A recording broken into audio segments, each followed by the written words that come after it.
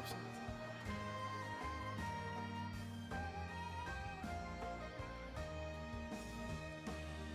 시작할게요.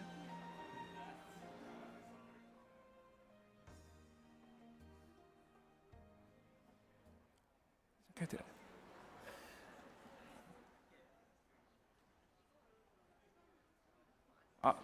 Thank you very much for joining us, our session. I know it's early in the morning, second week of COP, 9 o'clock in the morning. I think it's really early start, but we will start our sessions. Welcome everyone.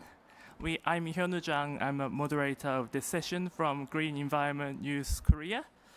We're gonna talk about Asian Youth Dialogue on Climate Finance today.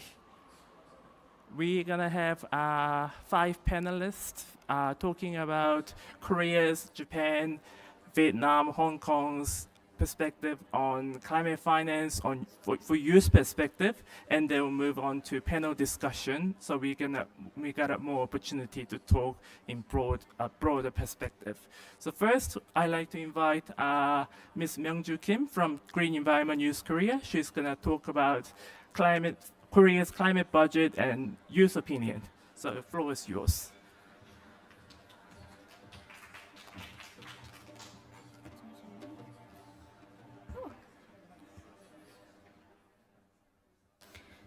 Okay, I'm gonna start. Okay, good morning, everyone. Today I'll be presenting analysis of South Korea's domestic environmental budget and how the green taxonomy can strengthen the classification system for tracking climate finance. The presentation will proceed in the following order. Okay, let's start by discussing why climate finance is so important. Climate finance is essential in helping countries mitigate and adapt to climate change. Under Article 5, Article 9 of the Paris Agreement, developed countries pledged to provide $100 billion annually to support developing nations in this effort. In 2022, the OECD announced the successful achievement of the $100 billion climate finance goal. However, tracking the exact amount of climate finance in 2023 and 2024 has proven challenging. While there are ongoing discussions on securing climate finance, there is less focus on how to transparently track these funds. Climate finance involves not only grants provided to developing countries, but also links closely to tracking each country's climate finance investment. Today, I mainly aim to explore how South Korea tracks climate finance and discuss research on assessing climate finance using green taxonomy. Okay. Now look at the status of South Korea's domestic climate finance management. Currently, there is no unified system for tracking climate finance across public and private sectors in South Korea. However, the country's primary climate policy framework, the Basic Carbon Neutrality Plan, provides some guidance, and this plan aims to reduce greenhouse gas emissions by 40% by 2030 compared to 2018 levels, and organize climate efforts into 4 key strategies. Okay.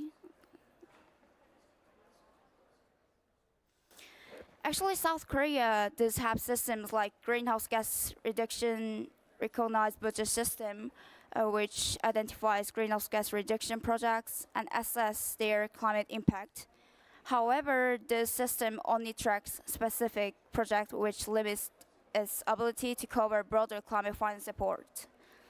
Locally, some governments like Seoul implement a climate budget system, analyze the emissions impact of budgeted projects, and the system covers both reduction and emission-related projects, but varies across regions.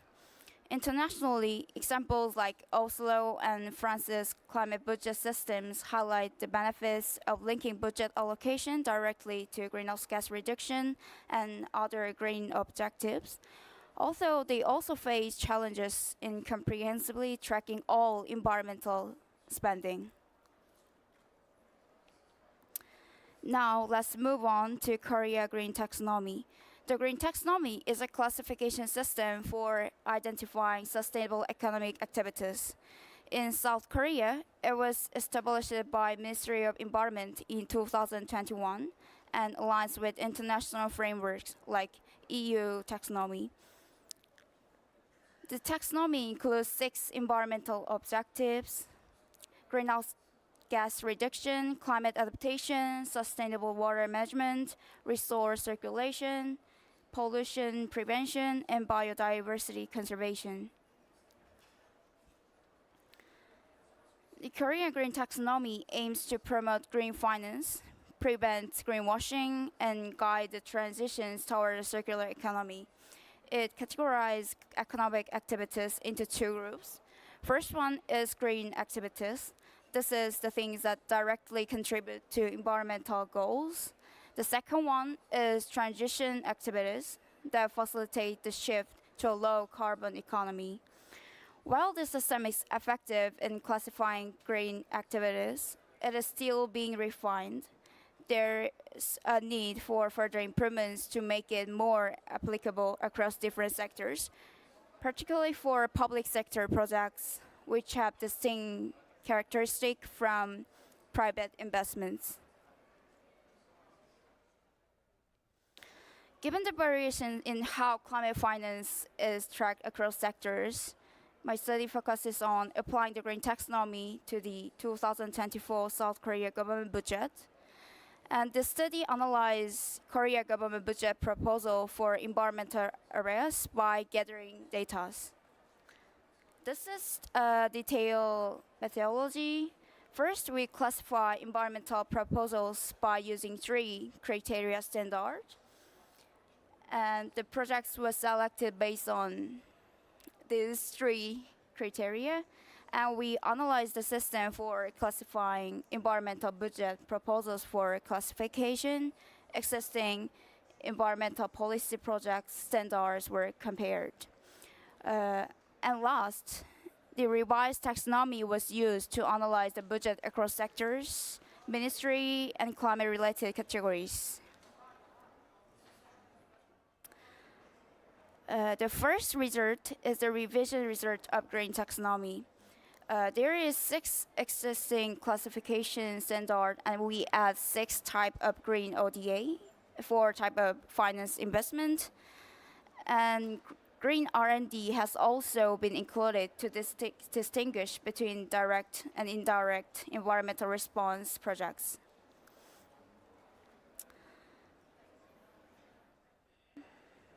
Next, I'll present the findings from Korea environmental budget. In 2024, the total environmental budget amounts to 60.52 trillion won, representing around 2.5% of the total national budget. The largest allocations go to climate adaptation, water management, and greenhouse gas reduction. And the budget breakdown shows 2.8 trillion won for climate adaptation, 2.5 trillion for water management, and 2.3 trillion for greenhouse gas reduction. Notably, water demand management account for 40% of the total water-related budget. When examining the budget by ministry, the Ministry of Environment, Ministry of Agriculture, and Ministry of Economy and Finance oversee the largest shares. The Ministry of Environment manages 5.2 trillion won, with much of it directed toward water management, but only 5% is allocated to greenhouse gas mitigations and adaptation efforts.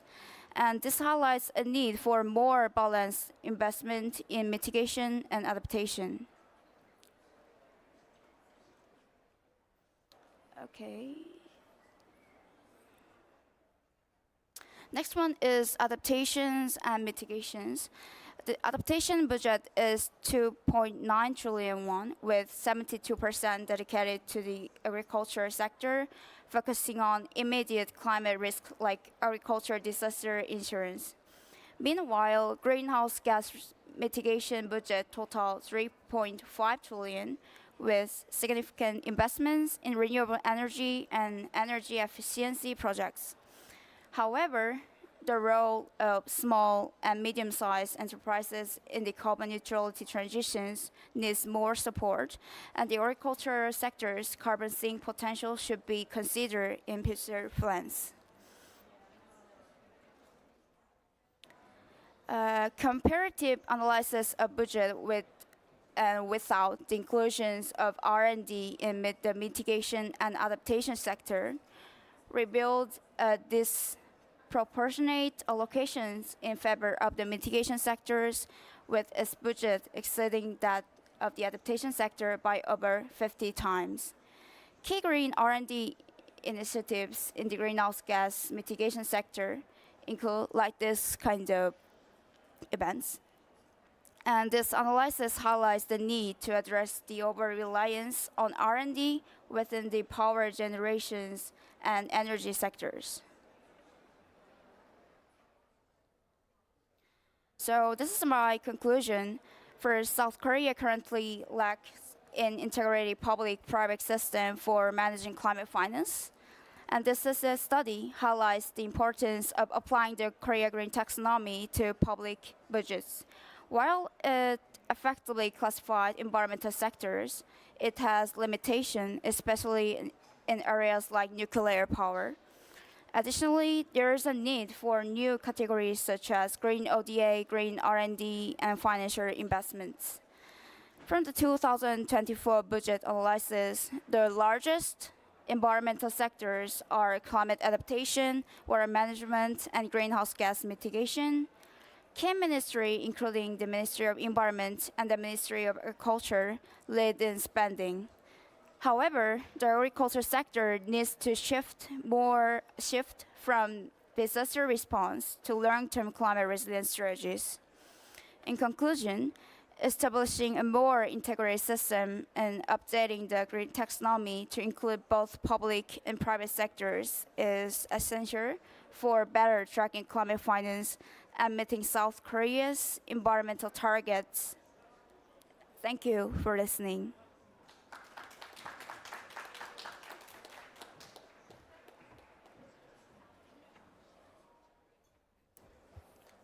Thank you, Myungju, for informative presentation. Now we're going to invite Taeyoung Kim from Green Environment Youth Korea. He's going to discuss Korea's climate funding efforts and youth opinions. Taeyoung, floor is yours.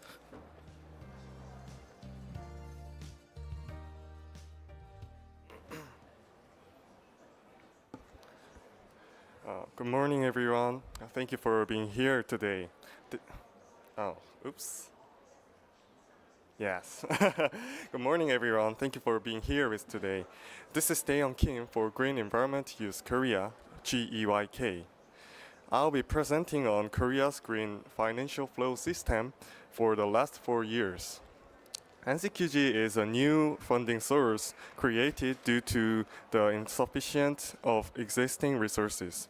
By bringing this concept to Korea, we've examined how South Korea is currently using finances for carbon neutrality and reviewed support policies for green industries. Here's the contents overview of policies, policy comparison, and conclusion. For your information, Policy 2021 and Policy 2024 are from different governments. Policy 2021, one of the representative policies is plans to promote green financing. Plans to promote green financing in 2021, published by the Financial Service Commission's FSC, stated 3 things: strengthening the role of the public sector, promoting green finance in the private sector, and improving regulatory framework are less. Looking more closely, they derived 12 action tasks by elaborating on the green finance activation part of the 2050 carbon neutral promotion strategy. The 2050 carbon neutral vision's three frameworks have taken shape as plans to promote green financing. Now the policy 2024. Two of representative policies are a set of measures intended to boost climate finance from FSC and green investment to speed up low carbon transition from Ministry of Environment, ME. Both policies were published in March 2024. Let's look at the FSC's, a set of measures intended to boost climate finance. To facilitate business in making a low carbon transition, the role of policy financial institutions will be enhanced in line with this. The financial industry will actively invest in building facilities for renewable energies target. Additionally, a climate technology fund amounting to 3 trillion Korean won, it's about $25 billion, will be set up with contributions made from the banking sector. It built two steps to achieve the 2050 carbon neutral achievement. Step 1 focuses on prioritizing urgent tasks to reduce carbon emissions 40% by 2030 and supporting business in responding to climate crisis. And next step, step 2, focuses on supporting companies to achieve carbon neutrality and enhancing climate adaptation capabilities through the Future Finance TF. In step 1, 4 key tasks will be established. These include enhancing financial institutions to facilitate business in making low carbon transition, investing in building facilities for renewable energy, supporting climate technology, and improving systems to support climate finance in private sector.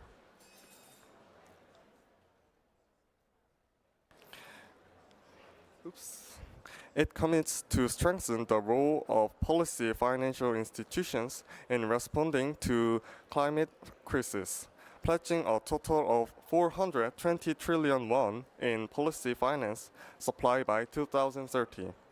Plus, it will raise 9 trillion and 3 trillion won respectively.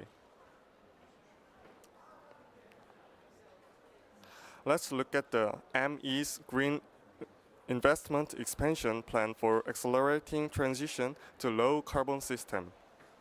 To support low carbon transition, several key actions will be taken. First, upgrading the K taxonomy to better classify and guide sustainable investments.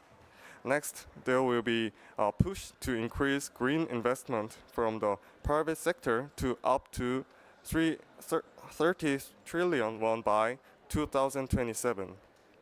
Additionally, improvements will be made to the emission trading scheme, and finally, foundations will be built to further promote green investment, ensuring a strong financial infrastructure for sustainable development. The goal of the policy is to accelerate the transition to a low-carbon economy and society through the activation of green investment. 4 key tasks are summarized by accelerating green investment by upgrading K taxonomy, increasing green investment, building foundations to promote green investment, and improving the emissions trading scheme. Additionally, 11 detailed challenges have been categorized into 4 challenges. Next, we will examine how South Korea's policies are changing through policy comparison. A blue check mark means the policy stance is maintained. A red upward arrow means expansion. And the yellow circle means revision. Firstly, the policy 2021 of doubling the support for green sector by 2030 can be found in a similar form in the policy 2024's a set of measures intended to boost climate finance. It commits to supply a total of 420 trillion won in policy finance by 2030, providing about 60 trillion won annually. A 67% increase compared to the average of the previous 5 years. This is similar to the policy 2021's policy of doubling support for green sectors. We can confirm that the strengthening of policy financial institutions' roles is ongoing. The K taxonomy was designed to distinguish between green and non-green sectors to facilitate investment. However, due to some difficulties in its application, the Policy 2024 has planned to prepare green loan management guidelines this year to apply the K taxonomy to loans as well. Also, to promote fund inflow into green industries, they are accelerating the revision of the K taxonomy. So the K taxonomy revision is ongoing.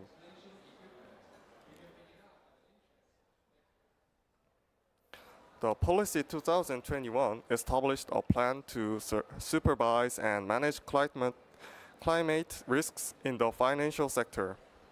Such policies have continued under the Policy 2024, which is planning to revise the climate risk management guidelines and has been consistently holding climate risk symposiums to support the strengthening of domestic financial sector's climate risk management capabilities.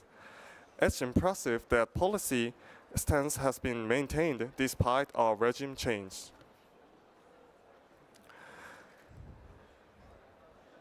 Regarding the formation of initiative, the Policy 2021 had a Green Finance Promotion TF, chaired by the FSC's Vice Chairman, with the FSC and ME taking the lead. But the Policy 2024 seems to have transformed this into a Climate Financial Initiative, and the Chairman of Climate Financial Initiative is Director General of FSC, which could be seen as a downgrade. However, the future response finance TF, chaired by the FSC Vice Chairman, has been established. It discusses 3 topics: demographic changes, climate changes, and technological leaps. So we defer judgment.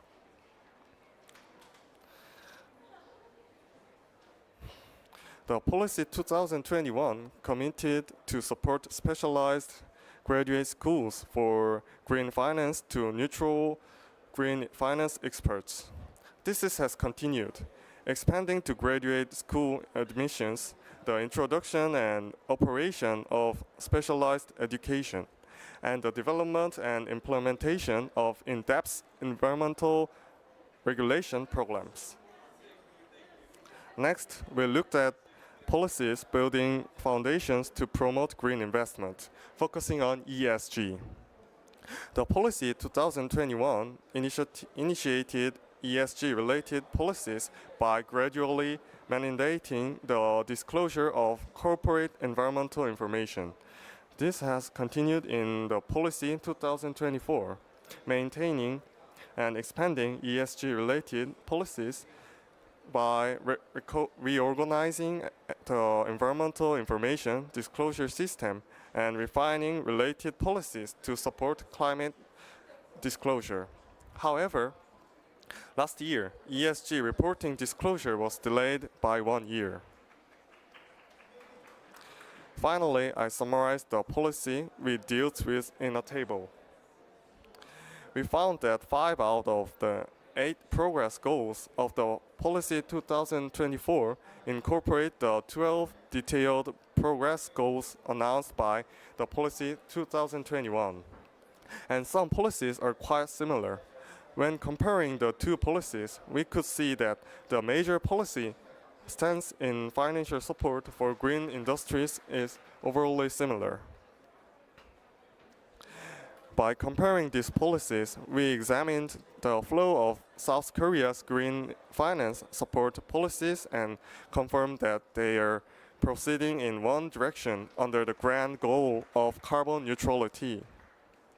While reviewing the policy flow, we could confirm the national carbon neutrality policy stance. And I hope we can share many opinions related to this. I'll finish my presentation. Thank you for listening.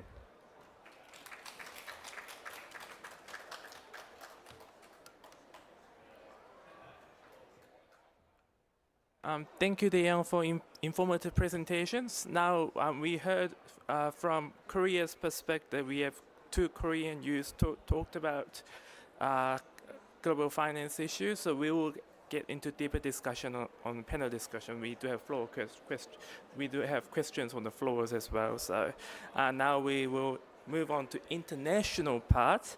We do have young Japanese Kenji Yamada from CYJ talking for us Japan's climate funding efforts and news opinions. So Kenji, floor is yours.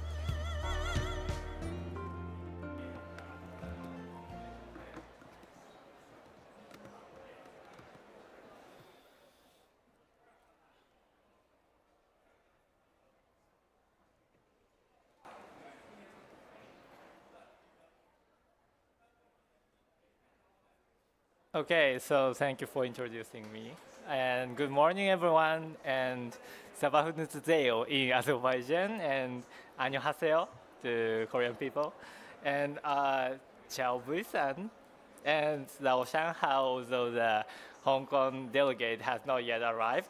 And finally, ohayou gozaimasu, Nihon no minasan. Hi. Thank you for, although I asked him how to say good morning in Korea, and he taught me, but it was too difficult for me to remember. So please forgive me just by saying annyeonghaseyo.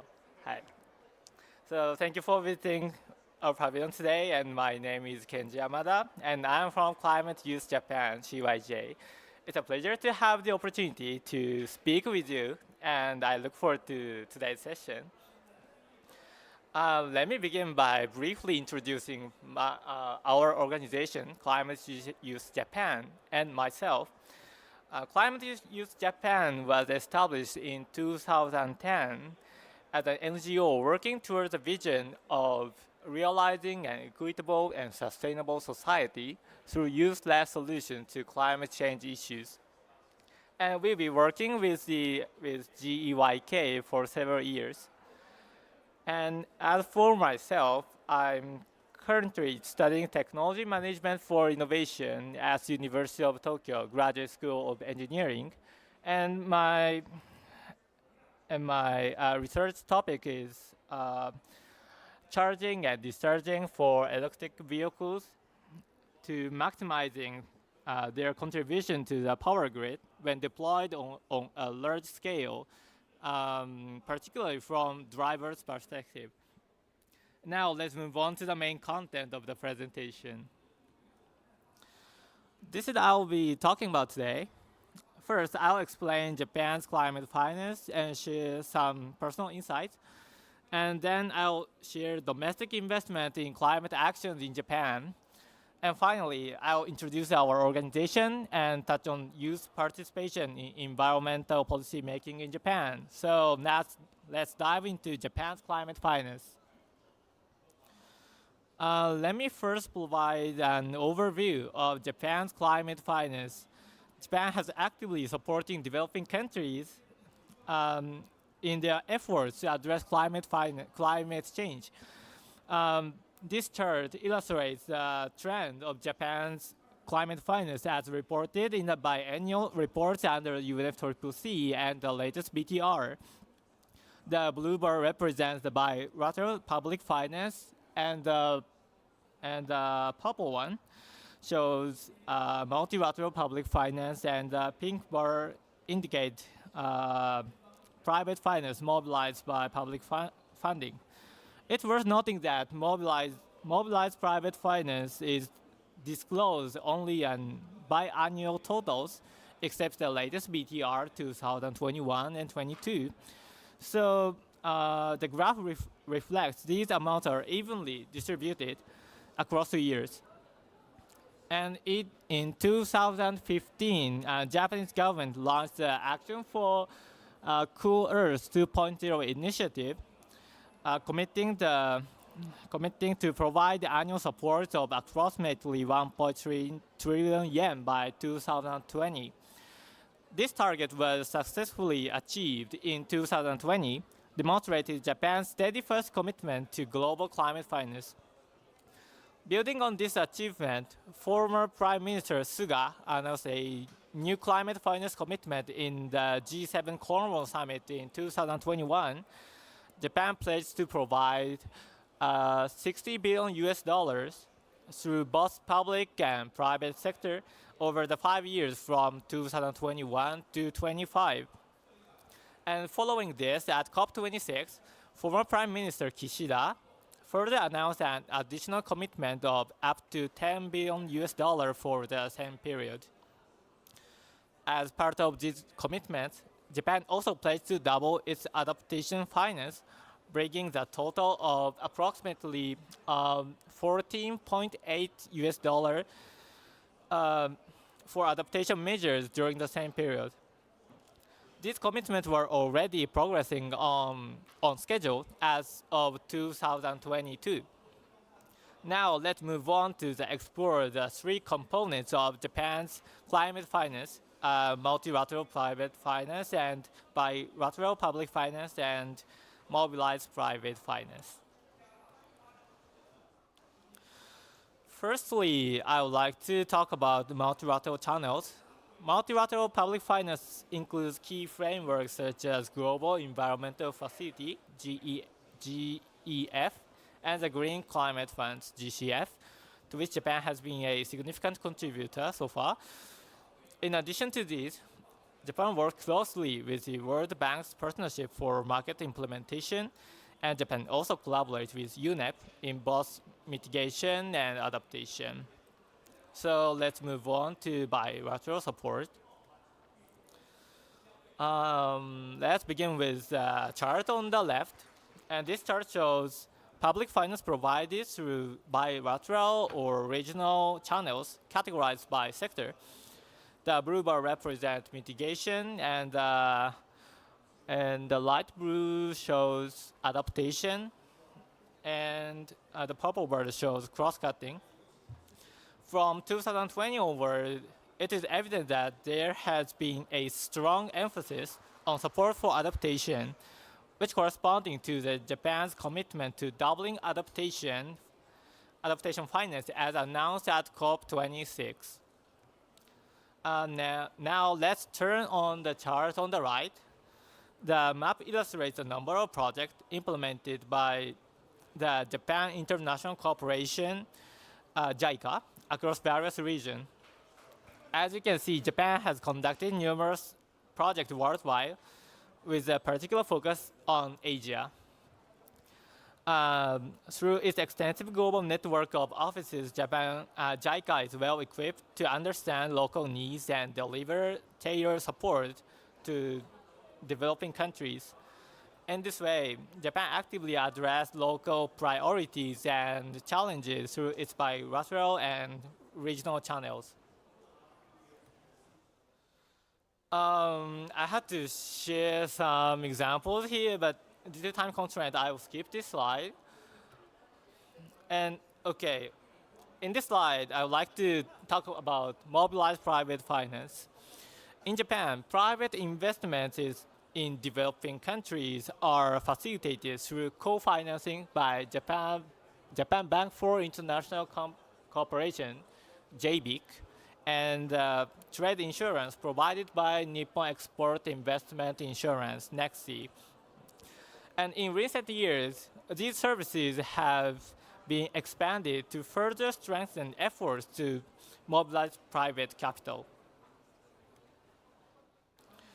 And I have to mention that when supporting developing countries, not only climate finance, but also capacity building and technology transfer are essential elements.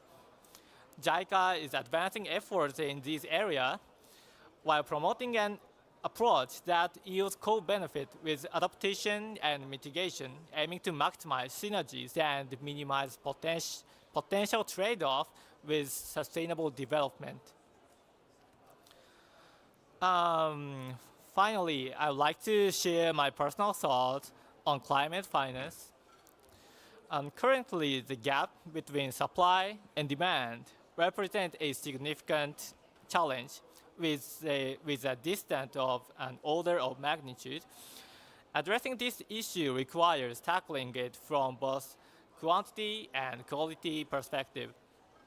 First, regarding quantity, it is evident that the current trajectory will not be sufficient to bridge the gap, so we must actively explore new methods such as collecting climate funds in proportion in economic activities, and additionally collecting climate funds based on emission levels could also be considered. However, since developed country has often possess more efficient technologies while developing countries may lack such advancements, so it might be better to delay the introduction of such methods until a later stage or innovate the calculation methods to ensure fairness. Next, in terms of quality, maximizing the efficient use of limited resources is essential. This requires establishing a system that evaluates the implementation and outcomes of each project while facilitating a global framework for reviewing and sharing the evaluations.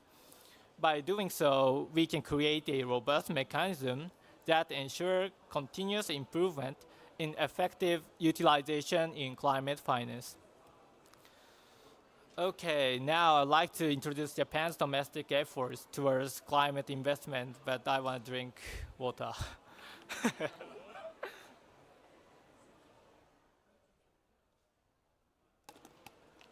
Thank you.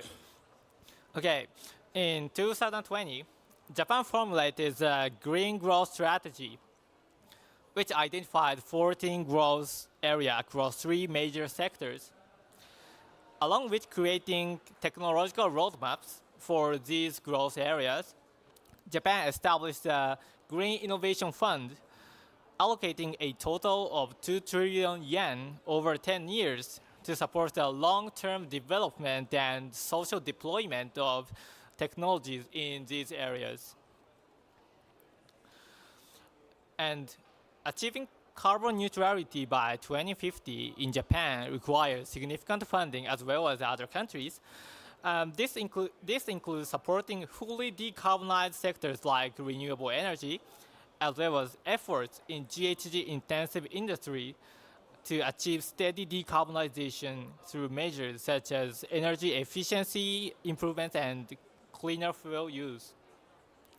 Since not all industries or regions can decarbonize immediately due to technological and cost challenges, adopting transitional technology is crucial to maximize emission reduction during the transition phase. And transition finance is a new way to support companies that are working steadily to reduce GHG emissions based on long-term strategies. To promote these efforts, the Japanese government has issued GX economy transition bonds, which also encourage private investment. The goal is to achieve a total of 150 trillion yen in decarbonization investment from both public and private sectors. By the way, GX refers to green transformation, which represents Japan's commitment to achieve both decarbonization and economic growth. In addition to GX economy transition bonds, growth-oriented carbon pricing will be introduced to help recover investment in GX economy transition bond, while this speeding up decarbonization across industries. Okay, finally, I'd like to introduce our organization and youth participation in environmental policy making in Japan. As I mentioned earlier, we are committed to addressing climate change to build a fair and sustainable society in Japan. Currently, Climate Youth Japan comprises more than 90 youth members. Next, I would like to introduce our climate action efforts. First, we focus on policy recommendations to ministry and agencies. We have contributed to shaping key policies such as a basic environmental plan and the strategic energy plan, among others. Second, we engage in international cooperation. Since COP15, we sent delegates to COP every year. Additionally, we co-host the local conference of youth, LCOI, to foster collaboration among young people. Lastly, we actively participate in events and speaking engagement like this. Through these, we promote environmental action, share fundamental perspectives on energy policy, and advocate for increased youth participation in society. And these are some of our recent proposals and reports. We create a report for every year for COP, and we plan to do so again this year. So please take a look at it if you're interested. Okay, thank you for listening, that's all.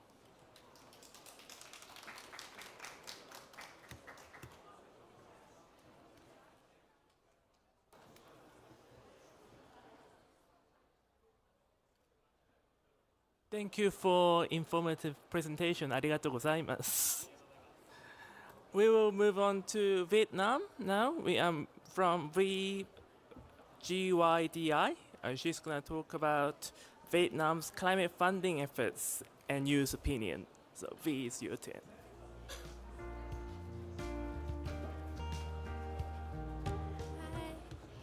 Hello.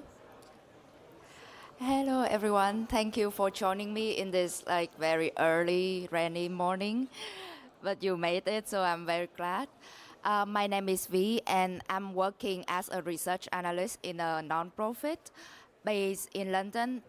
We're working to mobilize philanthropic funds to emerging market, but I also members of Vietnam Youth Climate Action Network, YNET. So here I'm represent YNET to present about Vietnam. Vietnam climate finance budget and our perspective on that.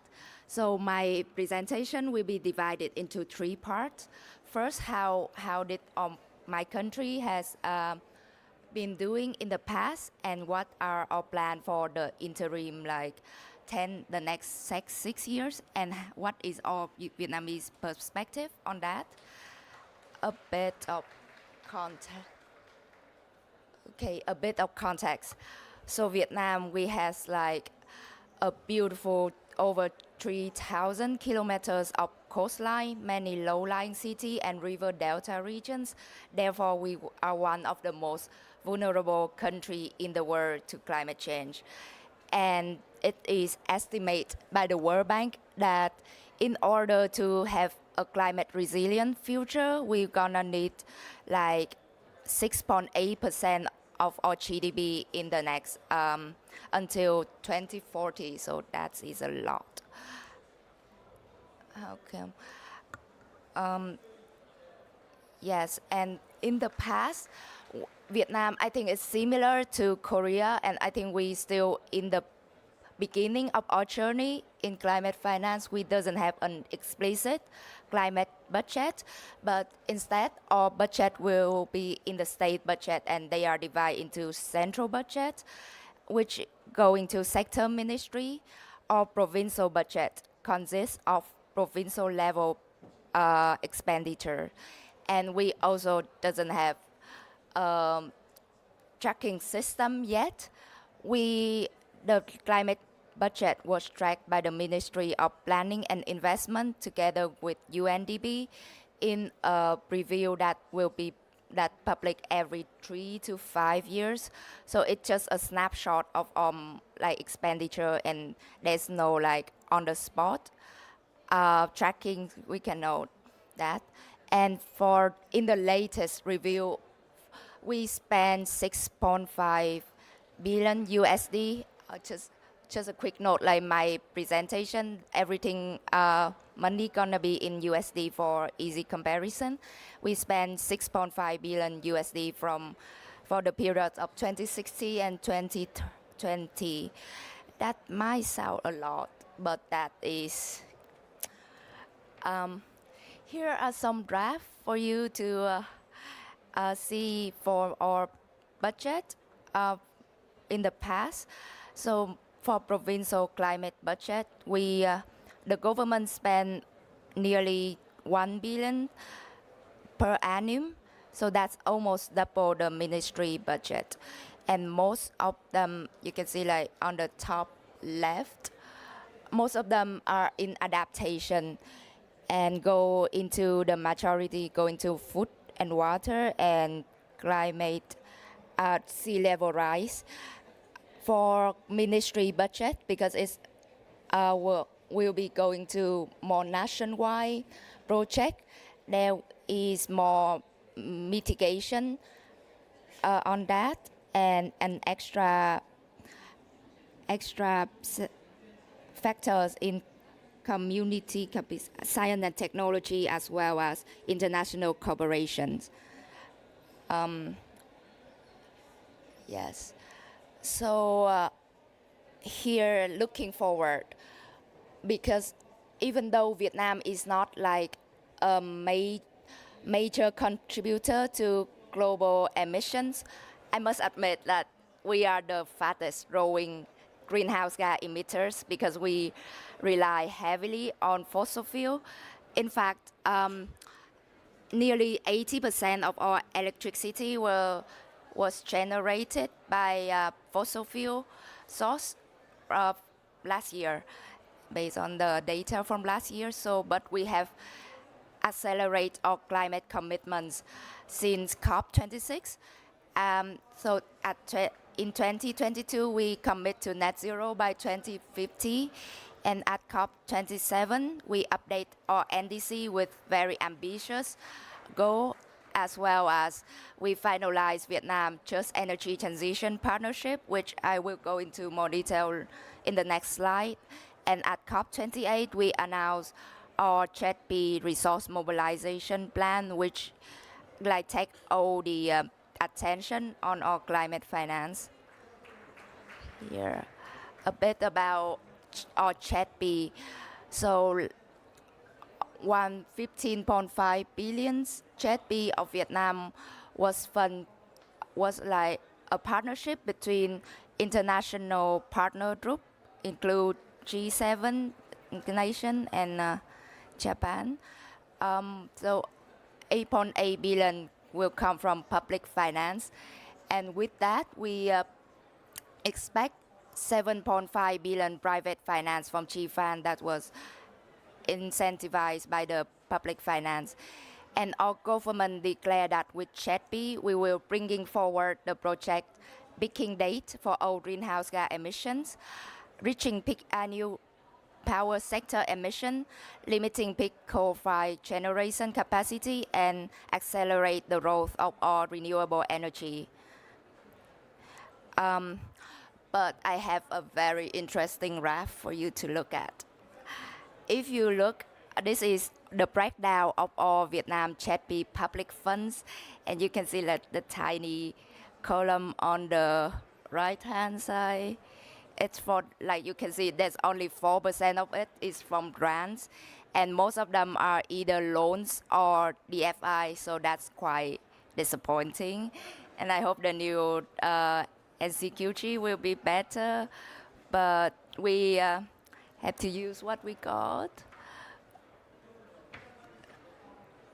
And so last year, our government published the CHETP resource mobilization plan, and with the expectation that the public finance we receive will be a catalyst for private sector investment, and with 8 key task groups. But I hope I'm more interested in the last group, ensuring a just energy transition, because like in our youth perspective, I'm curious to see how our government gonna include underrepresented group like young people in here.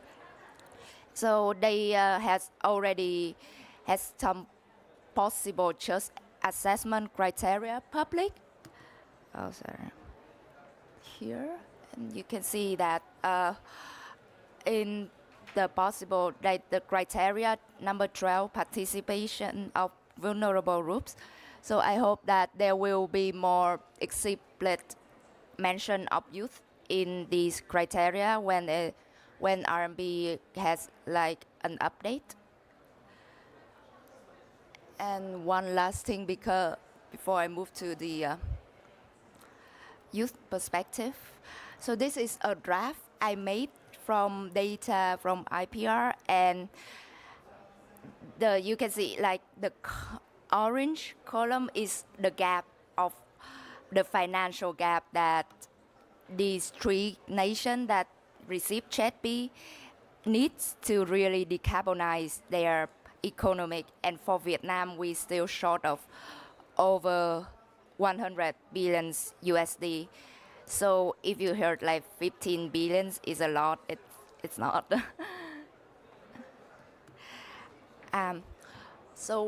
Our government is also trying to mobilize other sources of finance to bridging the gap. And one of that is carbon credits and carbon market. Last month, we already have the government already got a consultation and public that from next year until 2028, Vietnam will pilot the carbon market. And from 2019 onwards, the market will be officially operation nationwide. But in my opinion, that is still like way too late, and we cannot compete with Europe CBAM. Like they gonna take into action sooner, and the local business gonna be affected by European CBAM before we operate our carbon market. Besides that, forest is also a big asset for our country to sell carbon credit. In March 2024, Vietnam became the first country in East Asia Pacific to receive money from the World Bank from forest carbon credit. So into the youth perspective, we have discussed climate finance and other topics long and hard in our last LCOI in the this summer, yeah, with over 100 participants. And the LCOI was organized by YNET too. It's so proud. And we all agree that to act, we need to think globally and act locally. With the we in the youth statement after the LCOI, we has come to consensus that we need to urge parties to agree on an ambitious new collective quantified goal at this COP, because the financial gap is just way too big. And in those other 3 topics that we discussed at LCOI, there's a conversion in additional funding for education institutions and training programs for young people in climate change and green skills. So I think it's a bit similar to Korea's new policy to fund a graduate program in green finance.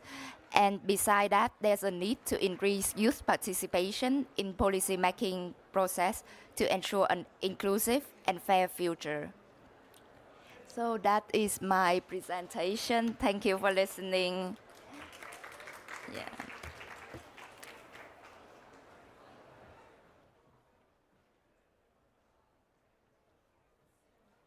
Thank you for your presentation, V. So we have a last presenter from Hong Kong, Stanley Ng from Carbon Care InnoLab.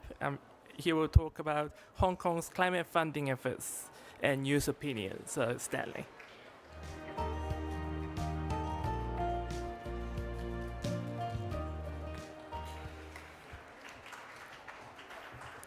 Hello, good morning, everyone. So, and thank you so much for inviting us today to share a bit more about the perspectives and also the situation in Hong Kong. So, to all the guests and also speakers, it's a great honor for us to share our situation with you. So, to introduce myself, I'm Stanley. So, I'm very honored and also pleasured to be one of the youth delegates from the Carbon Care InnoLab of Hong Kong. So essentially, the InnoLab's mission is to promote more of the youth participation in climate advocacy, also drive more initiatives from the youth angle. So today, I will quickly share with you the situation in Hong Kong, maybe give you a bit more introduction of our little city, the situation we face, and also the unique angles that we try to position ourselves to support the different climate initiatives. So as you guys might have seen from the very unfortunate pictures on your right, so these are actually actual pictures that are taken last year when we have when our city faced one of the most severe monsoons or typhoons in town. So you see we have actually direct impacts from climate change.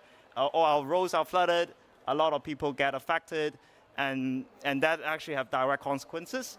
And actually, if you look at the chart in the middle, it's essentially is actually our carbon emission per capita. So in general, we are quite consistent with the global standard.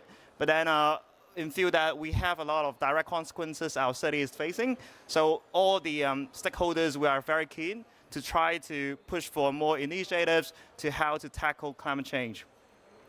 And perhaps I can start first with the Hong Kong's angle on like local efforts. So when I talk about Hong Kong, right, there are two angles we can look at it. So there's one on the local perspective, and the other part being the international hub, trying to facilitate more of the collaborations or flow of finances between different cities and regions. So first, when we start with like looking at Hong Kong itself, so the government has a bold initiative trying to achieve carbon neutrality within a few decades. And also, they have committed a substantial portion of the funding to try to support different local initiatives and also projects. So far, they are committed around like 47 billion. So if we convert to US dollars, that is around, say, 5 to 6 billion US dollars for the initiatives. But mostly, the angle they look at will be focused on 5 key criterion. So it starts from the electricity generation, which actually accounts, if you see from the footprint on your right, it accounts quite a substantial amount of like 66% of cities' emission. And thereafter, we look at, we want to tackle emissions coming from buildings, because in Hong Kong, there are a lot of like commercial buildings that actually generate a lot of emissions because of the light and electricity usage. So that's 2 key criteria. And thereafter, we look at transportation, waste reduction, and thereafter measures to mitigate and adapt to these climate changes. So all in all, in a nutshell, right, when the government look at climate change, they usually adopt from a big picture perspective.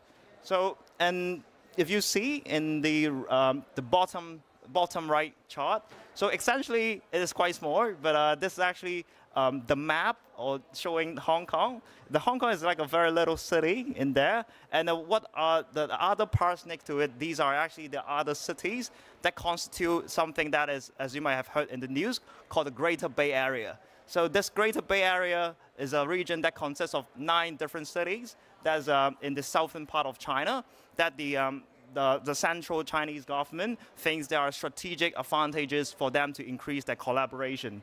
So the reason I mentioned about that is that Hong Kong itself is actually a very tiny city. So the government, when they look at emission reductions, so instead of like coming up with like more renewable infrastructure locally, what they are thinking is actually to adopt a big picture perspective, to think about the regional collaborations with other cities in the Greater Bay Area, and to tap into their renewable energy infrastructure to actually to resolve or like mitigate part of the electricity emissions that come from our own city.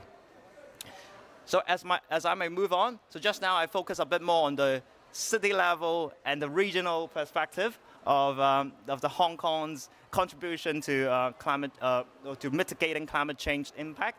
But also when we take another lens, when we look at Hong Kong, so which position itself as the international financial center. So what the government or the related bureaus have been doing in the past couple of years is to try to leverage its position in the finance space to facilitate more of the sustainable finance. So this is essentially a report that is published by the Hong Kong Monetary Authority, similar to sort of like a central bank. And what it tried to promote or adopt is about a sustainable finance taxonomy. And this taxonomy itself is not, we do not reinvent it from the ground, but essentially it actually incorporates different standards in US, in mainland, internationally, into our own framework, such that all the funds flow into Hong Kong, abides by these framework, and to mitigate potential inconsistencies between the finances between different cities and regions. So what it tries to encapsulate is to facilitate all these flows of finances and also use Hong Kong as a hub to not just support local projects, but also use the finances to support regional and international efforts. And now I've talked a lot about international. So let's move back to Hong Kong again. So talking about in the Hong Kong perspective, so the government also tries to do a bit more to push for more of the local initiatives or more of like local innovations to try to mitigate climate change. So if you see in the middle, so essentially these are some government-initiated funding and projects that support different parts of climate change. So say, for example, the tech fund is more of like a project-based funding that provides to entrepreneurs or also researchers to try to introduce their novel ideas to mitigate climate change. And thereafter, as Hong Kong always positioned itself to be, the fintech and also finance hub. So there's also some funding provided to entrepreneurs that focuses a bit more on the green fintech space. And so on your right, so these are the different bureaus and different what we call the departments that look into and provide these funding and support in the growth of these projects. And so now we talk a bit more about the resources standpoint, but we also want the youth and also the people's voice to be heard and reflected in the policy making and design. So the government right now, there are a few different channels that try to encourage public participation. So all the way from their like self-recommendation scheme, where youth can try to apply and nominate themselves to join the government's advisory body to try to provide their opinions and perspectives to shape some of the policy design related to carbon neutrality or maybe the green finances, etc. And thereafter, from a civil society standpoint, so as you see, Carbon Candle Lab, which I am very fortunate to have the opportunity to join COP today, is actually also very active in pushing different educational and also discussion forums to facilitate more of the youth discussions and also collaborations to resolve climate change. So, and of course, there are also very passionate youth like myself and also the rest that came from Hong Kong this time that actually also try to contribute their efforts. So as you see in the picture, down on the right, so so we also have a local conference of youth, which we have some different sections, some on tech and some on different policies related initiatives that we bring to the youth. But of course, right? So what we have just now mentioned is just like the epitome or just like summary of what we have, but there's also gaps that we think we should be addressed if we want to do better and do more in this space. So right now when we talk about the funding available locally, we see there's a substantial gap. So if you see, like when you look at the startup timeline, development, the incubation timeline, primarily most of the funding actually focuses on the seed stage and also is on a project basis. So that means if your project just like have a term of like 4 to 5 years, and thereafter there's not a lot of continuity. So that means a lot of like these initiatives or funding provided would be rather one-off, and so that actually misses the golden chance for them to keep on bringing their impact to the city. And so, of course, apart from the funding being mostly project-based, we also see there's certain gap in being that most of these is just, when you talk about startup, right, it's not just about you providing them with the capital, with the network, also is about providing them with the guidance and the commercialization perspective, such as they can keep on the continuity. So we believe that if we want to do more here, the government and all the different bureaus, they have to think about holistic approach to think about goes beyond capital, resources. It's about guidance. It's about the support to expand the business. And thereafter, we also think about when we talk about youth, we actually feel like there's a substantial gap. So first of all, we mentioned there's a self-recommendation scheme. The scheme itself, the selection process is actually not very transparent. And also, the participation is very limited because a lot of times they are actually maybe just one or two, maybe less than 10 representatives can be elected out of a competition of like maybe thousands of people. And then also whether their voices can be accounted and reflected in policy design is still debatable. And so that is not really a very official platform that actually provides to people, young people, to actually come together to voice and to leverage that strength to bring together new initiatives. And that's why it's not just something that comes from civil society. We believe that there's also a very important element that the government and bureaus should stand up and step up to bring a bit more support to provide platform for the youth. And of course, what is also missing is that we see there's a substantial gaps in the education curriculum that we have on climate change. A lot of times, now about climate change is scattered. So that the knowledge itself, when we look at the curriculum, is scattered in science, geography, and liberal studies, for etc. So these are not a very systematic approach that we teach youth right now on climate change. And with these scattered education, it's hard for youth to actually have a very holistic perspective when they think about climate change and also think about potential solutions. So we advocate for a few things. So firstly, we mentioned about the education perspectives, and we also mentioned about the funding and also support. So all in all, we see there's some efforts that we have done, but of course, we also think there's also substantial more we have to do to make this a more vibrant scene in terms of the new innovations, the education, and also support that we bring to the people, so such that we can also create more initiatives and support more of the climate innovation and also climate education space. So with this, I conclude my speech. And also I thank you once again to the host and for the invitation and for our very short sharing of the perspectives we have in Hong Kong. Thank you very much and wish all of you a nice day. Thank you.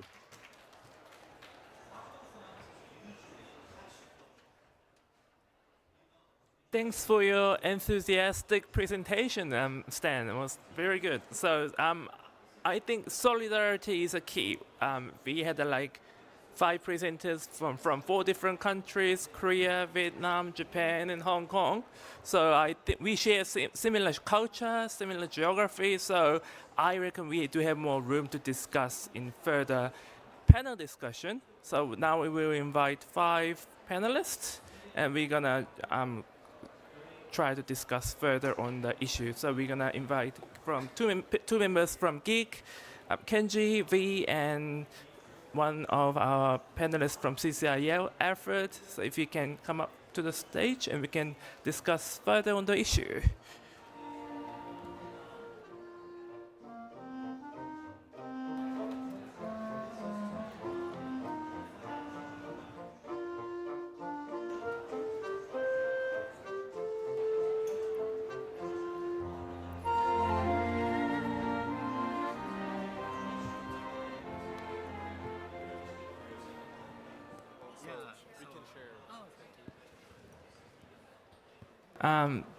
Thanks everyone. So we have Alfred joining us from CCIL. Do you want to make a brief introduction of yourself before we start? Okay, sure. Thank you. I am Alfred. So I represent a Hong Kong-based NGO called Carbon Care InnoLab, and we work with especially Hong Kong youth and trying to advocate for the opportunity to push this agenda forward on climate action. So I work also closely with Stan, who just presented, and we are looking forward to this fruitful discussion. Thank you. Thanks. So I'd like to start with the question on youth. How important is the engagement of young people in climate finance? How can the voices of young people reflected in the NCQG? So anyone wants to go start? I think V, you want to start first, and we can go other way around. True. Hello. Thank you for choosing me. So I think for youth perspective, first of all, like we will offer a very fresh perspective because we are young and we just like grow up differently from the previous leaders. Beside that, it is also a part of intergenerational equity. Like we inherit this earth that was destroyed by someone that it's not our responsibility to like inherit, like it's not fair for us. So that is why I think like youth participation is very important. And regarding NCGQ, I'm thinking about if we linking back to my presentation with the criteria on just transition, like we need to ensure like there are criteria in youth participation and youth center metrics and accountabilities in NCGQ discussion in this week. And beside that, I think all of our presenters agree on that we need to invest more in capacity building program because that's how you empower young people to take action and take it with like the equity relevant skills that we need. So that's my answer. You, maybe, yeah, Kenji, do you want to go next? Okay. Can you hear me? Okay. When it comes to climate finance, I believe it often feels distant to citizens in developed countries like Japan. And for many, it seems like decisions about climate finance are made and implemented in places unrelated to our lives, to be honest. However, this is precisely why citizens or youth in developed countries can take action, such as making donations in a small amount of money, though, and use those actions as the basis of advocate with companies and governments. By doing so, climate finance and support for developing countries can be leveraged more effectively, I think. And moreover, when young people actively participating in this process, climate finance can become more relatable and gain broader public support, and ultimately leading to a system with a more significant long-term effect, I think. Thank you. I prepared some scripts because for a better answer. Yeah, please forgive me. I believe that involving young people is very important for ensuring transparency in climate finance. Transparency is crucial for making climate finance sustainable. And young people can play a key role in monitoring and overseeing government policies. At this COP, I noticed much more youth participation compared to last year, which shows that the role of youth in tracking climate change is growing and becoming more important. So that's my opinion. Thank you.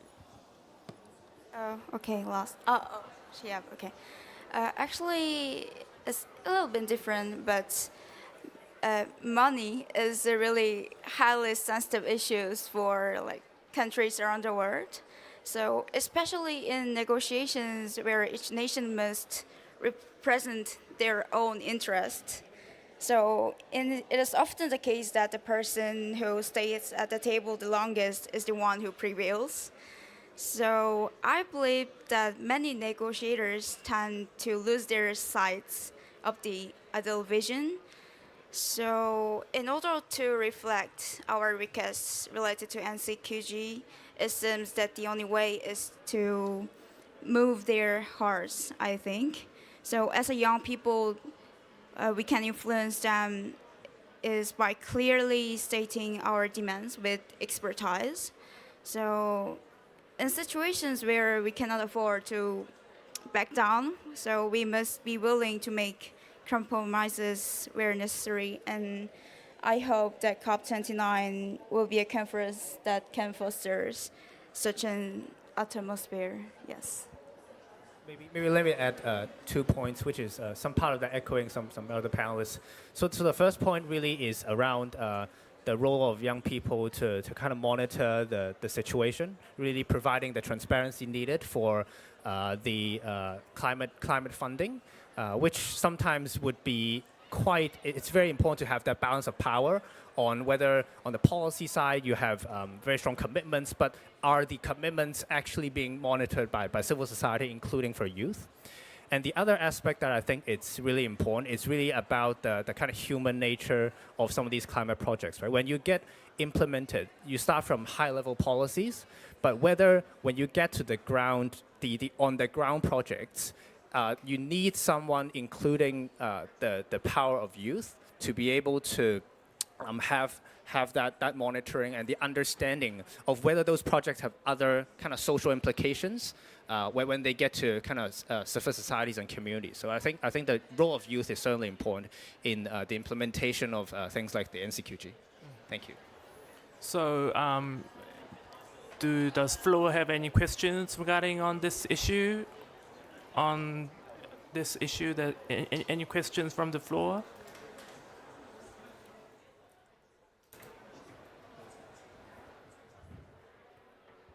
So yeah, thank you, the panelists, so much for your very insightful sharing, and also for the discussion here. So I do feel like so each of the panelists, maybe they're two from Korea, but like because you come from the same region, which is like East Asian, right? And so I do like curious about like how you as a youth want to be like want to collaborate or want to like have some like initiative that can be benefit the whole regions at a whole. So basically that's my questions. Yeah. So I think we can ask Korea, Japan, Taiwan, Hong Kong. We can all share a few words as an answer. Alfred, do you want to start? Yeah. Sure. So I think especially at leveraging situations like this at COP, it is very important to try to perhaps for everyone to build networks and meet new people and to have that collaboration, because I certainly think that perhaps in different regions have slightly different types of way that people engage with these topics, which may be different from Europe, may be different from the US, etc. So I think the collaboration and communication that comes into play would be very important. Also the sharing on the policy front on what one country may have, but the other country may not have. And I think this is something that perhaps we can leverage the platform that we have now to do a bit more. Thank you, Albrecht. I will also just add on that, because even though we are like very similar in culture, we are still different, and that's why it's a best way to do peer learning and just sharing best practice, and then we can adapt it into our local context. And I believe for youth, we also have region conference of youth, so that is an example of how we can collaborate in the future. Yeah. Thank you. I totally agree with two panelists. And in Japan, although it is located closer to Korea and other East Asia countries, but we don't have much knowledge about what are going on in those countries. So it's a good opportunity to know what going on there, and we can reflect what we learn here in the activities in our own countries. Thank you. Thank you for your questions.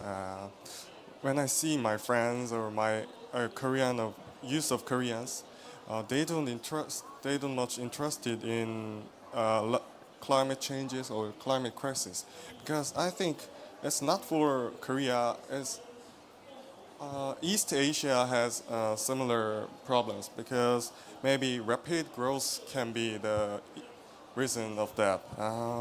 So I think collaboration is important, because we depend on each other. So, and solidarity can make a better solution of futures. So I will hand to Young-Chun. Thank you for your questions.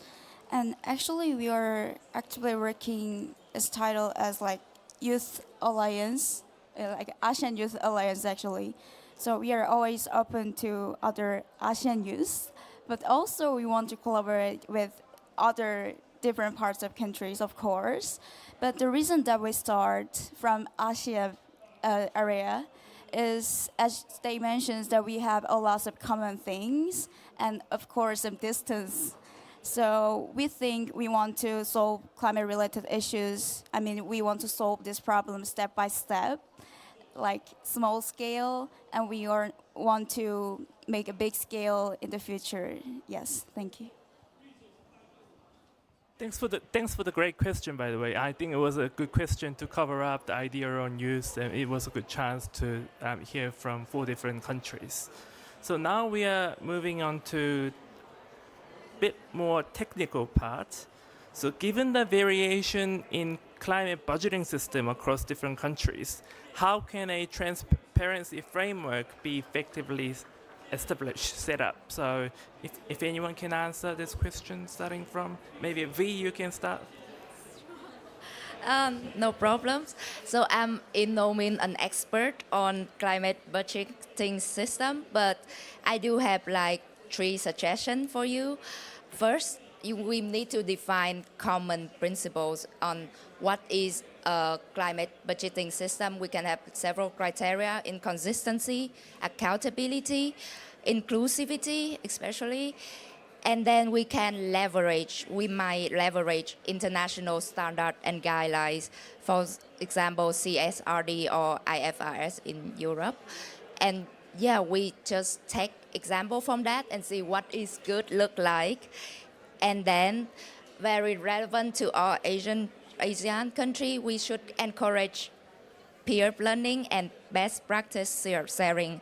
So I do remember on my first ever internship, I very fortunate to work with a professional from Chica, and he came to Vietnam to teach us how to do greenhouse gas inventory for Ho Chi Minh City, my hometown. And I can see that it's a great way for a peer-driven approach, because Japan at that time already has a very well-built greenhouse gas inventory, and they help us, Vietnam, to do the inventory for that. So yeah, that is my suggestion on that. Who want to go next?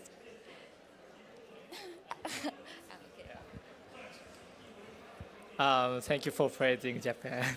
Yeah. But I would like to talk about the transparency of Japan's domestic budget. I do not touch in my presentation. From a report I read in Japan, Japan does not have a system to publish all its climate and energy budget in one place, actually. Also, the budget names and amounts from different ministries are often inconsistent, and the information is scattered, so all of which making it harder to understand the full picture of Japan's budget. To fix this, I think it's important for ministries to at least share data in a uniform way and use the same format to publish their budget. And presentation like one from the GYK shows how important it is to have more groups analyzing government budget.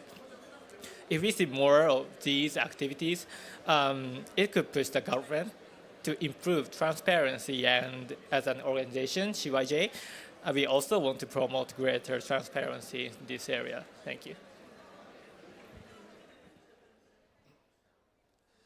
As I mentioned earlier, this is an area where we can make a real difference in development. The frameworks will not be effective. Oh, sorry. As I mentioned earlier, this is an area where we can make a real difference, while governments must create transparency frameworks. Without active citizen involvement, the frameworks won't be effective.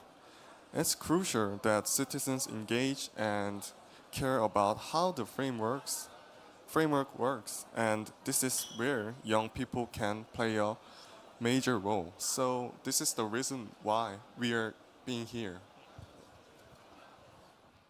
Okay. Actually, I believe this question should begin with how climate goal and climate finance can be connected at the national level. So the reason why climate budget systems vary in the countries have a different climate response goal and frameworks. So as Kenji already mentions that most of the countries do not even have a system in place to reflect their climate response goal in further budgets. So in order to establish a transparent framework, it is essential to create a system where the environmental budget for each sector is clearly identified within a national budget, I think. Yes. I can echo a bit on the kind of systems or classification, which I think having a taxonomy is also very important, right? Which is, it can be a local taxonomy, but ultimately, if we want to have kind of regional or even global transparency on the climate budget, it is something that governments should consider working together with industry parties just to make sure that the kind of projects, the kind of criteria you're looking at have similarities, but while also taking into account local kind of conditions. So I think this is the most important thing for having that climate budget transparency. Thanks for answering the questions. It was very informative. So now we have another questions in regards to your countries overall. So when comparing your country's climate policy with that of other countries, what lessons or benchmarks can it offer to the international community? If anyone can answer or share your stories from your countries, it would be great. So starting from Geek or Myungju, do you want to start first now? Oh, okay. I like to talk about Japan's response strategy. One aspect that struck me was their long-term support for private companies' technological development. And through the Green Innovation Fund, Japan has incorporated adaptation-related areas such as like agriculture into transportation and manufacturing industry for funding. Although I'm not certain about the exact scale of funding, but this approach, rather than categorizing agriculture and fisheries separately, appears to offer some significant financial advantage by streamlining the funding process, I think. So if utilized effectively, this strategy could be really useful, I think. And the second one is Hong Kong's green taxonomy, because I think Hong Kong's green taxonomy is really well structured compared to Korea. So it would be a really good, how can I explain, examples that we can refer. Yes, thank you. I want to talk about Japan's policy, same as Myungju. Yeah. Japan's leadership in supporting developing countries is particularly impressive right now. Japan contributes 5 times more to the GCF than Korea does. Yeah. While Korea has gradually increased its contribution from $100 million to $200 million and then to $300 million this year. Japan's contribution has stayed at $1.5 billion. which could be seen as insufficient given the global need. And I'm very curious about the Japan's government's opinions.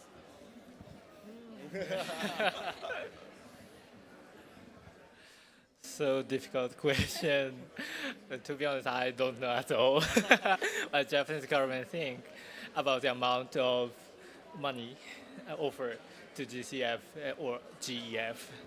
And one of the key aspects of Japan's climate policy that differs attention from the international community is that its approach to transition. While aiming for carbon neutrality by 2050, Japan focused not only on renewable energy, but also on the hard-to-abate sectors are not left behind. And this approach maximizes contributions to decarbonization in a realistic and a practical way, avoiding overly idealistic perspectives. But I know that it's controversy and it sometimes seems a negative attitude toward climate finance, but as an individual, I appreciate this realistic stance, which aligns well with Japanese way of thinking. But however, as a member of the youth, I believe it is equally important to advocate for ambitious goals. So to accelerate these climate actions. So striking this balance between the realistic and ambition is crucial and our challenge as an organization for driving meaningful progress. Thank you. Thank you, Kanchi, for your answer. For Vietnam climate policy, I'm not knowledgeable enough to think it can offer any benchmark, but I'm very proud that our nation is very ambitious in our political commitment. And that is what I think that will drive the other regional commitment of our neighborhood. For example, when Vietnam public, they will join carbon market, CBAM, and on the rumor I heard last week at COP, Taiwan also joined CBAM, and I heard that because Vietnam already joined, so that's like a domino effect. And I think Vietnam as a nation will be a collaborator, a convener of more ambitious climate policy. Yeah. Sure. Thank you. So thanks for also mentioning the Hong Kong kind of taxonomy, which I think the main lesson perhaps Hong Kong can draw is the balance between international standards, taking that into account, as well as the Hong Kong local sector intricacies, because that is how the Hong Kong taxonomy was formulated in the first place. And also the other thing, I think it's tied to also the role of Hong Kong as a international financial center. So a lot of the financing, climate finance related, that goes through Hong Kong is either to mainland China, out of mainland China, to international markets or the rest of Asia. So having this kind of taxonomy that sits in between, that allows for this kind of transfer of fund flows is quite important to, I think, the role of Hong Kong in terms of the facilitating climate finance. Do you have any questions from the floor regarding on this agenda? Any questions? So thank you so much to the panelists. I'll try to keep my question really short, as you are all from the Eastern Asian part of the Asia. So my question was, as we are talking about climate finance and the contribution each of your country does. So I just wanted to know that, as I'm from Nepal, so I just wanted to know, are the youth in the countries doing anything to hold government accountable for the effective utilizations of your country's climate finance? I mean, are there any collaboration or successful advocacy efforts? I just wanted to know that from youth perspective.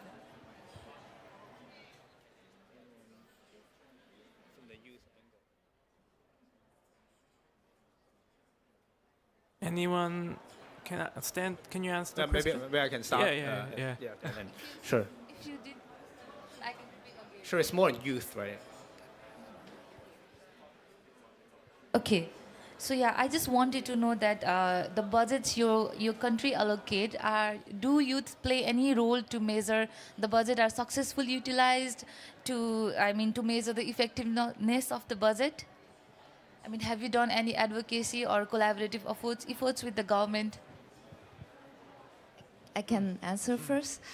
To be honest, in Vietnam, we don't really care that much about climate finance, but I think Vietnamese youth care more about energy transition. Like we advocate a lot for energy transition because that's how like the most highest emission sector in our country. And beside that, we also want to advocate for educations and youth empowerment, action for climate empowerment. Yeah, so that is three-man project that Vietnamese youth, I think, is care like at the moment. But I hope in the future when climate finance, yeah, like it's very important. Maybe it's effort. Yeah, sure. Yeah.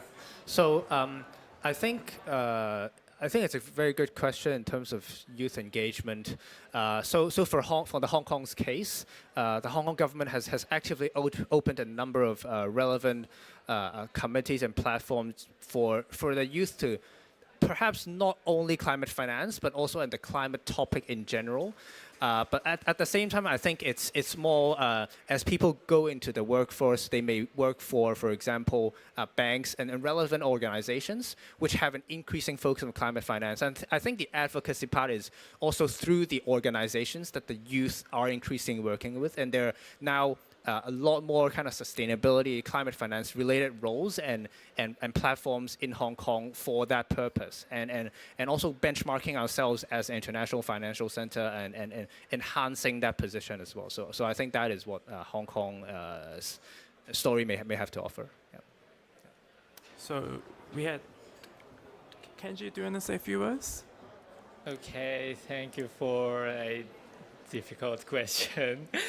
As far as I know, our organization mainly focuses on mitigation policies rather than adaptation or climate finance. I think this is because of Japanese infrastructure is well equipped, and we don't notice there is a need to policy making in this area. It's difficult to find, but during the preparation for this session and during this session, I came to realize that we have to tackle this as a NGO, as a team. So I will go back to Japan and try to make capacity building around myself. Thank you.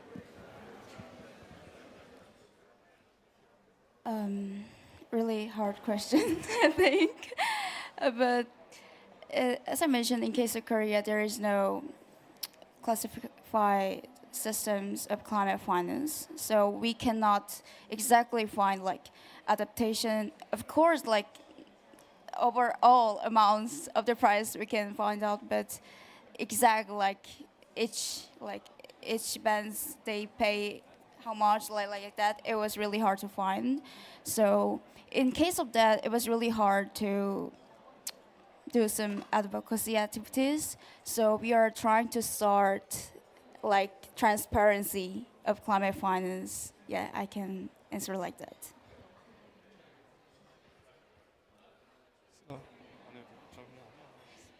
South Korea is great. Oh, this is a very hard question, but South Korea is gradually expanding its role. However, it is true that there is a lack of transparency mechanisms regarding climate finance. I think it's not for Korea. Yeah. Enhancing collaboration with NGOs and strengthening international solidarity will be a solution for this agenda. So, yeah. Thanks for the question. Hopefully it answers your questions. So now we're moving to next part, what do you think plays the most important role in establishing a unified system for tracking climate finance flows? Sorry, we are running a little bit low on time, so maybe 1 minute each for you guys. Starting from, Okay, Kenji. I'll go first.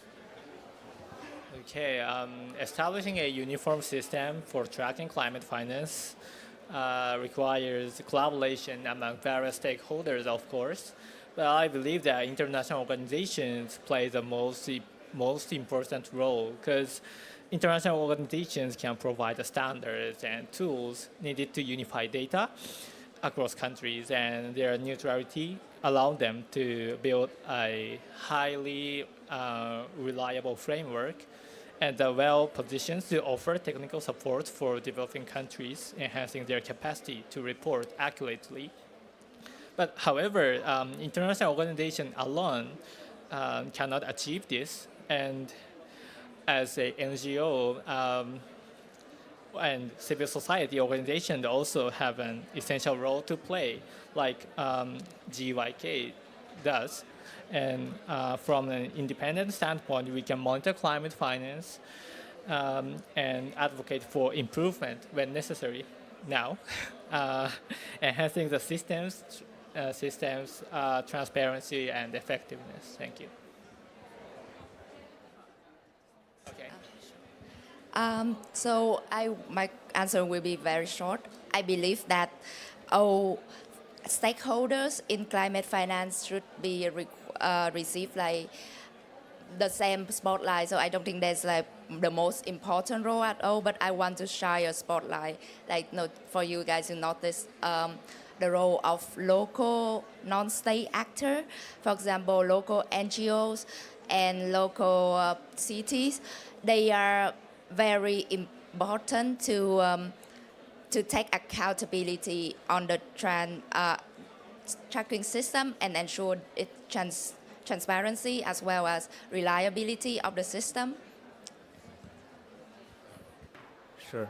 Maybe quickly, just I think one important kind of party is really the kind of local constituents, because if you have policies perhaps on the international level, how does the local respond, and how do we ensure that kind of funding actually goes into certain places? Because there have been controversies in the past where the high level climate funding is actually not going specific into projects that local communities want to see. So I think that part is also an important part of the overall equation. Yeah. Oh, sure. Okay. As he already mentioned, parties and also international organizations. Actually, I'm thinking about international organizations first, because of course parties go to negotiation, but we cannot handle them. So the best way is using international organizations, I think. In case of OECD, they make some report related to aligning climate finance flows related analysis report. So like they also report some climate finance layers and some scope like that. So like that kind of discussions could be much more meaningful, I think. I have a little different perspectives from yours. I believe strong leadership from countries is led to making this work. For example, the European Union took the lead in introducing the green taxonomy, and Korea followed it. Leadership from one country can inspire others to act. In this sense, I hope that Asian countries, especially Eastern Asian, can now set up and take more leadership on these issues. Thanks for the insightful knowledge. This is the last question before we go to the last message. So what is the role of private sector and how can it be mobilized to invest more? So 1 minute each. Yes, so we are running a little bit low in time, so 1 minute each starting from Alfred. Sure. So maybe two things. The first is policy mandate. So organizations would have to do something because of kind of policy incentives and reasons. And the second really is the specific economic incentives that I think would be important, whether it's in form of kind of fees or incentives on specific types of projects that would further incentivize companies that are basically they have their own profit motive. So that has to tie back down to the why they have to do this in the first place, and that would have a bit more kind of internal momentum within the companies and the banks, for example, to contribute to climate finance. Thank you, Alfred. So I love this question because this is what I'm working on at the moment. And so you all know that private funds is of the private sector gonna be a major contributor to bridging the gap of financial gap because the public fund we only have so much. Why we can use market-based solution to drive the funds into development and scaling of innovative technology or market as long as we can market them as very profitable. But how we can mobilize the private funds? I have one word for you, and it's also start with a P. It's more related to emerging markets, but that is philanthropy. So from last COP, you might heard a lot of the fourth P in private-public partnership, because philanthropic fund gonna be very flexible and it's a flexible and risk-tolerant capital.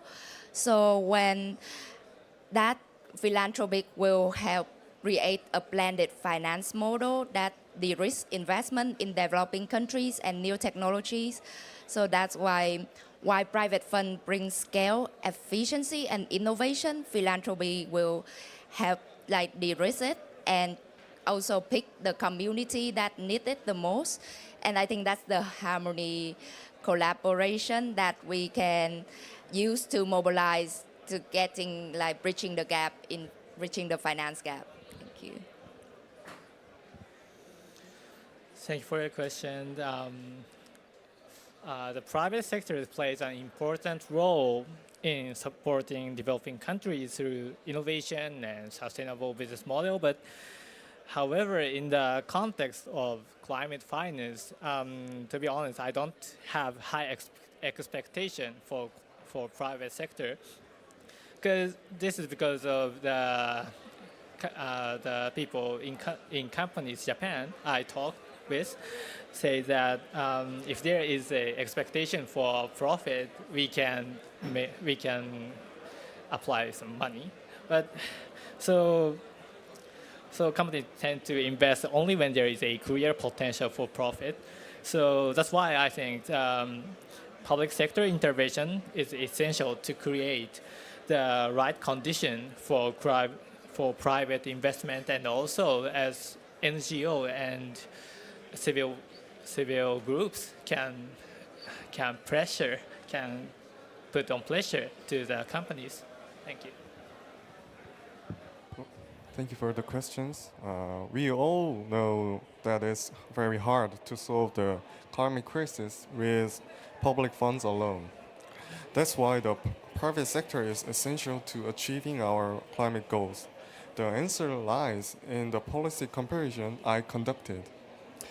Having a clear taxonomy is important for the private sector because it sets the groundwork for investment. The Korean government has already developed the K taxonomy and is now revising it. I hand it to Mitch. Okay, I'm gonna quick. Okay, I think the role of private sectors should be focused on investing in areas where public funds cannot reach. So, for example, like agricultural part, like that kind of things. So, if like that kind of capital can be allocated based on like long-term strategy, like agriculture adaptation strategies. So, then it could be related to some meaningful outcome, I think. Yes. Thanks for your answer. So before we wrap up, do you guys have any last message that you want to make before we finish the session? Starting from Alfred? Sure. So thank you for obviously giving the platform, and I think it's also very important to have collaboration. I mean, even within Asia, different parts of Asia, I think this is a great forum for that, and we're also trying to, I guess, make the point of using every possible, whether it's public finance, private finance, everyone tries to do their own part, and it's not either or, but everything kind of goes together and see which one would work in the future. So yeah, that's my main message. Thank you. Thank you, Alfred. I just want to emphasize the importance of youth participant, not only in climate finance, but climate change in general. So to conclude, I just want to quote our beloved founding fathers, Ho Chi Minh: một năm khởi đầu từ mùa xuân, một đời khởi đầu từ tuổi trẻ.